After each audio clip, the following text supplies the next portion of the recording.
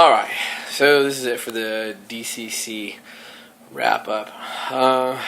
So this will be part the fifth, and this will be the last bits of the game that are interesting, and then just some afterthoughts on what goes on. So luck in the game can change. It's one of the things that they explicitly spell out, is that if you're doing really cool adventure and you've done something like a huge milestone, you'll earn a bonus to your luck score itself. Yeah, your luck can actually go up in the game, so that's kind of cool. And that changes things and how you manipulate your luck and burn your luck and all that jazz. Another thing in the game is magic items. There's no generic magic items in the game, right? There's no fucking magic item shops. There's not a Big Lots, or a Best Buy of magic items. That shit has bothered me to no end, even when I was a young gamer looking at first edition. They had all these fucking gold piece price tags, and people were like, "Oh, just go buy the Vorpal Sword." I'm like, God damn it, that's not the spirit of the game. You don't go buy magic items. You don't go buy fucking wands like you're loading up in a cowboy movie with weapons. It's not the spirit of the game. Come on, you know it. Everyone knows it. It's not a video game. You have to earn these things, right? Magic should be precious. It should be rare and precious. And it should be able to be a game changer when brought out, right? A magic wand is that tactical nuclear weapon for that round or two when it is on the battlefield and is being wielded by the wizard, or off the battlefield in a court. Look at Gandalf's staff when he had to drive out Saruman, right? As a magic item, as a rare magic item, and he finally said, "Fuck it, this is it. I need to use this device." He broke it out. Game changer. It's, and that's the thing, is there's like rules for like sword magic and potion magic, making rings. There's things like that, and just make the items have a purpose. Right? We used to joke about like the characters start out with, "This is the sword of my fathers." I'm like, okay, a little bit of adventuring, and you're caring for it. "Oh, I need to get my father's sword back. I have to have this. This is my clan's blade. Here's a +1 fucking longsword that you found in the dungeon. Fuck that sword. I have a +1 sword now," and it's not a big deal, right? If it was not just a +1 sword, it could be understandable, but you understand how laughable that is. You're ridding yourself of a family heirloom because some fucking generic trollop ass of a blade is thrust before you. Ridiculous. So you take a look at it and try to read that section, realign yourself to magic. Make magic fucking magical again. Stop making magic plain vanilla bullshit. It's stupid. I just can't believe people enjoy playing that way. It's not magical at that point. Now it's just enhanced items.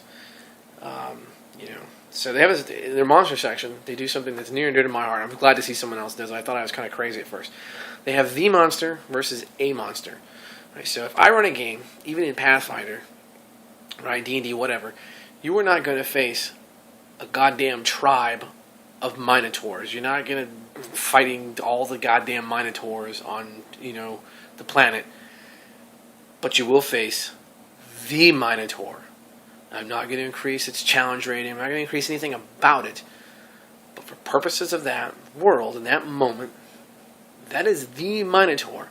There could be other Minotaurs, but where you are in that area, that will be the Minotaur, the Medusa, the Chimera, right?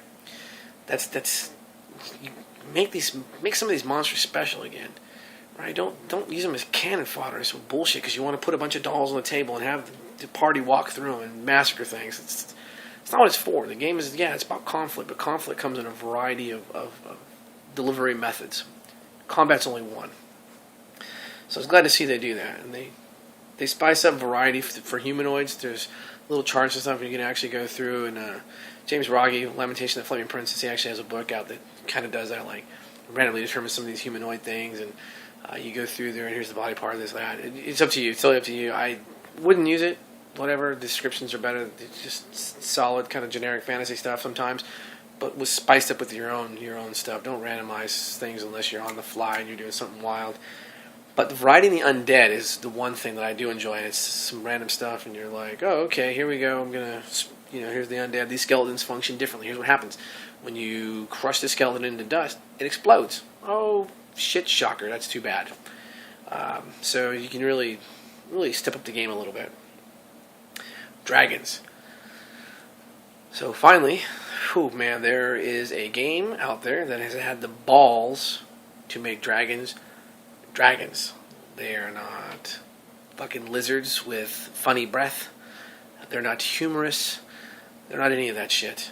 They are true preternatural hyper predators. Right? They are smart.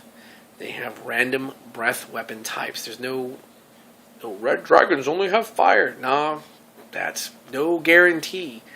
Right? Color means dick to this dragon. Right? They are designed by need in this game, not by color or intelligence or clan or anything like any nonsense like that. You design them by need. Their spells, they have spell use like a wizard, which we've already seen in the magic section how goddamn dangerous they can make one of them. But with the spells comes all the same foibles. Everyone has the equal chances of fucking spells up in this game. Their hit dice add to their armor class, it adds to their hit points, it adds to their attack bonus. Right, so if they have X number of hit dice, that number goes into all those as well.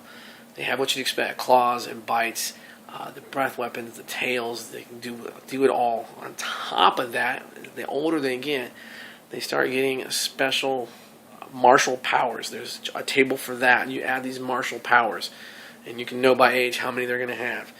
They have unique powers. Based on each dragon will have something special about it that it does.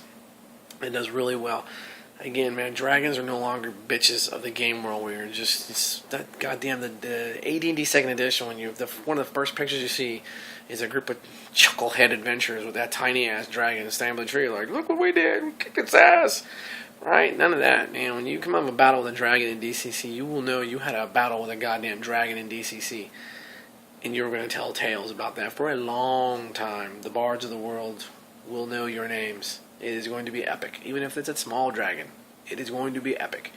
It is going to be difficult to win. And it's not be dickheads. It's because dragons deserve it. A lot of these monsters deserve the treatments they got in this game.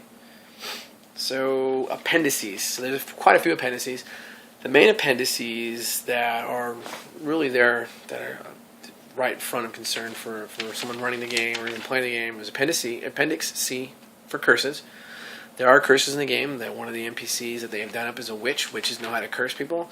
And there's like the goblins, blindness, and choking and all that jazz. And they go up and they tell you here's who and how could do these curses.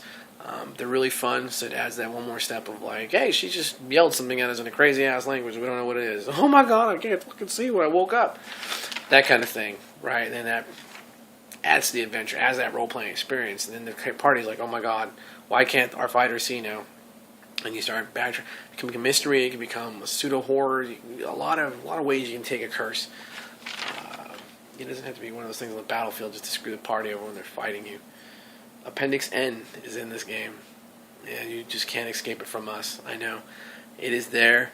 There's Goodman actually has an entire backstory devoted to Appendix N and how he started gaming and his journey recently, relatively recently actually, in reading some of the books he's never read before. He admitted he hadn't read these books, and how it really helped him in his perspective on what he wanted to do with this. Again, I highly suggest you look at Appendix N, stretch out, stop reading Tolkien and TSR novels. That's not fantasy literature. That's some bubblegum rapper bullshit. Not Tolkien. Tolkien's a work of literature, obviously, but the TSR stuff, R.A. Salvatore stuff, yeah, it's exciting, it's adventurous, draw your inspirations from it, but stop. It's bubblegum.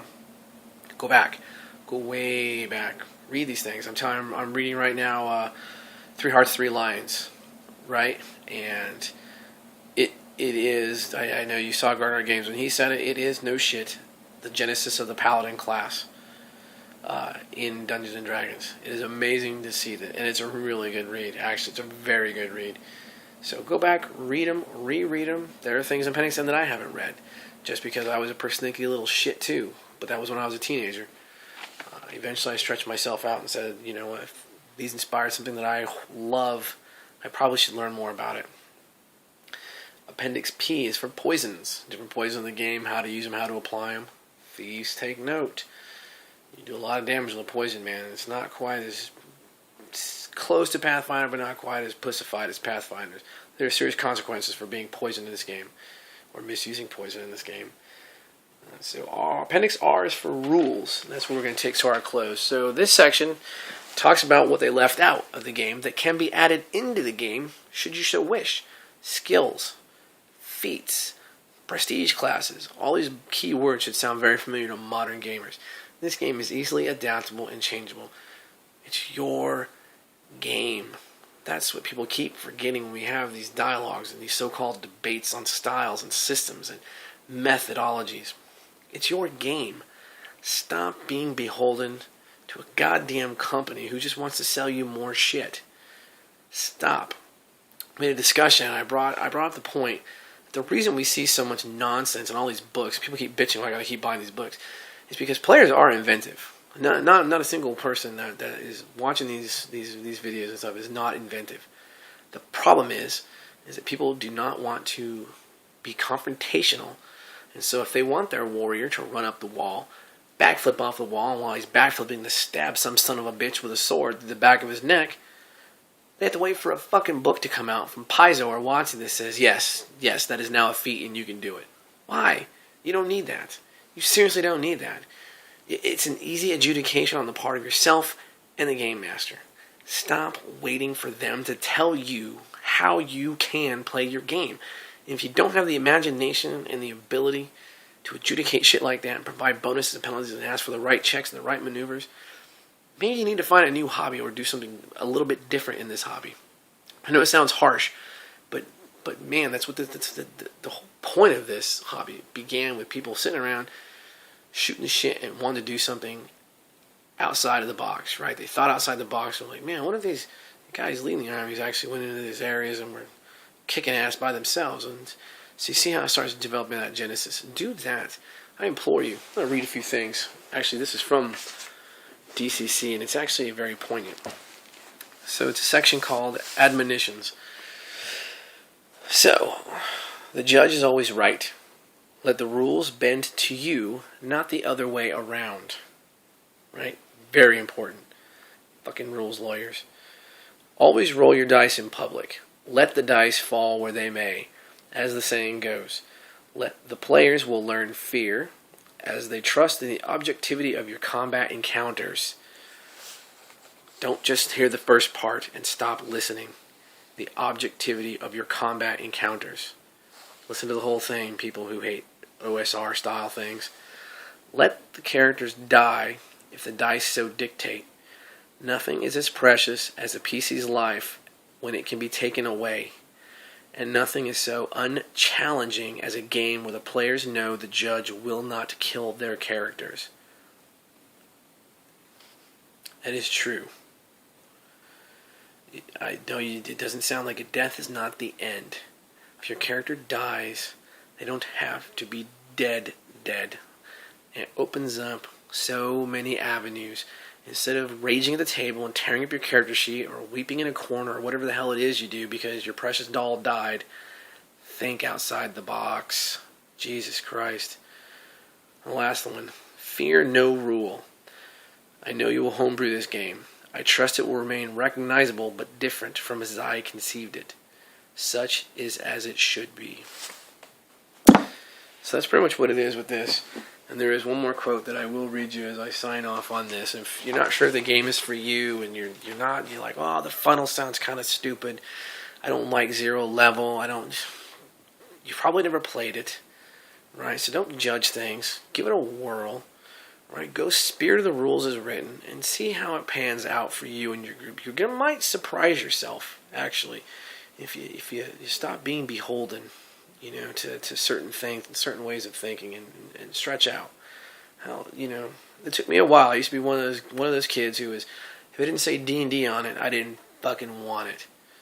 Right? That's just how I was for a long time. That's why I went original D&D, played first edition, played second edition, played third edition. I was just, nah dog, not gonna happen. But then a point came where someone convinced me to just shut my goddamn mouth and try something. And we tried Shadowrun when it launched. And we played Rollmaster and some Palladium. And just more and more and more. I was like, holy God, there's some really good idea is not Palladium. It's a shitty idea. You shouldn't ever play Palladium unless you want a good laugh and play Palladium. Sorry if you're a fan. But so it took a long time. It took a long time. So believe me, I don't sit here and when I talk about stuff, I'm just pulling shit out of my ass. Right? I understand where you're coming from. I know how hard it is to let go. I know how hard it is to admit when you are wrong. That is a special message for a couple of you, and you know who you are.